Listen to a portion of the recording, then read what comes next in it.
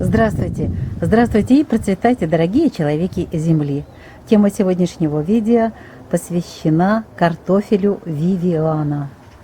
Этот картофель и красив вот, в юности, когда он формируется где-то на 45-й день, он имеет вот такой где-то цвет, как эта розочка, они где-то чем-то похожи. Ну а сейчас, когда он уже созрел, вот такой у него прекрасный вид. Это вот в разрезе ее, эта картошечка, она чуть-чуть желтоватый имеет оттенок, чуть-чуть приплюснутая картошечка. Каждая картошина формирует от 8 до 12 картофелин в земле в течение вегетационного периода. Урожайность в прошлом году, я так подсчитала, где-то было 500 килограммов сотки.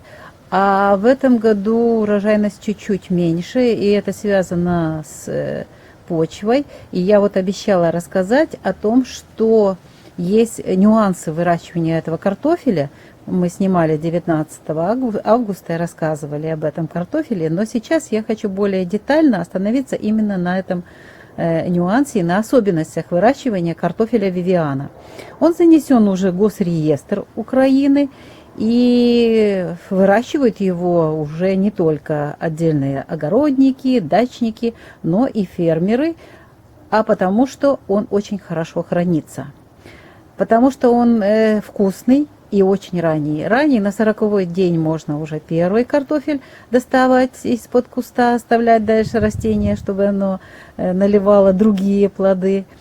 А на 60-й день уже техническая спелость наступает.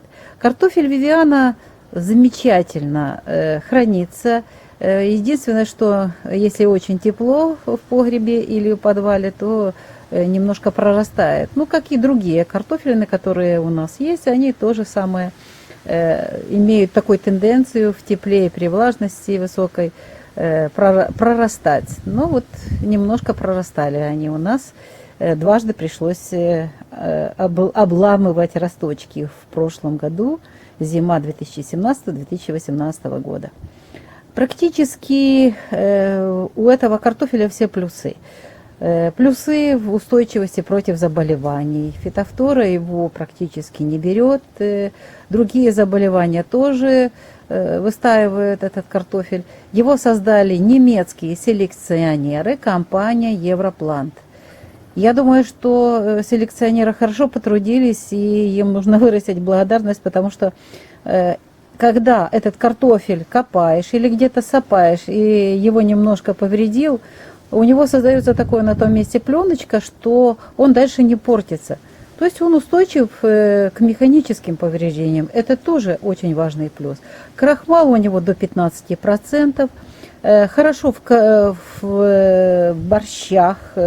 Хорошо с него готовить жаркое, да практически пюре какое, просто такой цвет, как будто бы сливочное масло туда положил. Ну и аромат. Аромат мне напоминает тот аромат, который был у бабушки в доме, когда она готовила еще старый-старый, тогда очень популярный сорт, американка она называла. Вот этот аромат в доме, когда она его варила, весь дом пах этим картофелем, вот точно такой же аромат именно у этого картофеля. Это столовый сорт. И молодцы селекционеры, что для столового сорта продумали, что он и разваривается, и вкусный, и цвет имеет очень красивый, ну и хорошо он хранится. Ну вот тот нюанс, о котором я говорила, я сейчас его хочу раскрыть. Посадка картофеля. Почва. Вот самая главная температура почвы. Мы высадили 2 рядочка 1 апреля в полнолуние в Весах. День был хороший, но это было полнолуние. И почва была всего-навсего где-то плюс 8 градусов. Для обычного картофеля нашего отечественного эта температура достаточно нормальная. Мы и в феврале при такой температуре в прошлые годы высаживали и имели хороший картофель. Именно наши сорта. Для этого картофеля, когда мы посадили уже через неделю, 7 апреля, на убывающей луне в Козероге вот этот картофель вот такой практически почти весь получился под кустами, где был посажен ряд вивианы. Поэтому нужно обязательно это учитывать. Температура почвы должна быть при посадке плюс 14 градусов и выше. Это очень важно. Красиво он растет, не очень высокие стебли, другие сорта больше поднимаются. Здесь более удобно междурядье, у нас 1,20 м друг от дружки ряды. Можно в междурядье посадить будет бархатцы или что-то другое. Здесь свет поступает, ряды не смыкаются.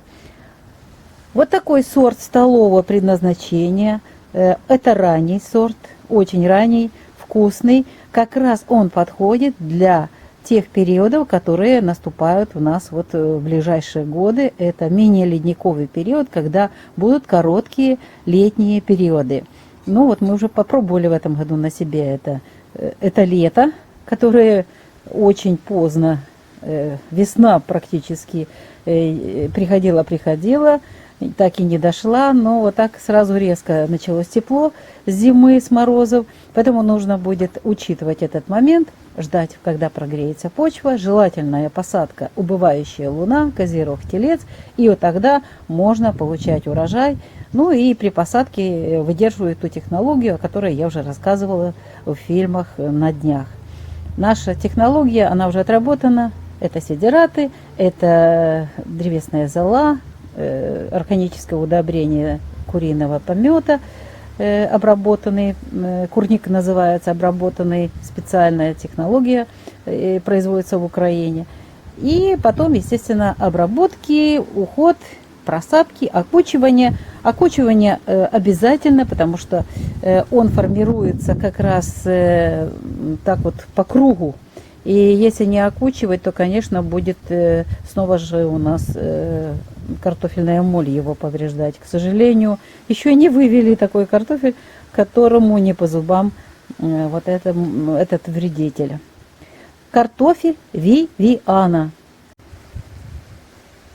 Если это видео вам понравилось, вы получили ответы на вопросы по новому сорту картофеля Вивиана, ставьте лайки. А если есть у вас свой опыт по выращиванию этого картофеля, какие-то тоже наблюдения, напишите в комментариях, буду вам очень благодарна.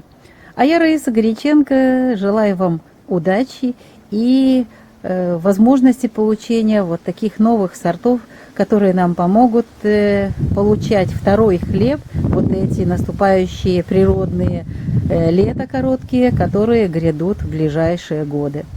Всего вам самого-самого доброго, благодатной осени, хороших урожаев.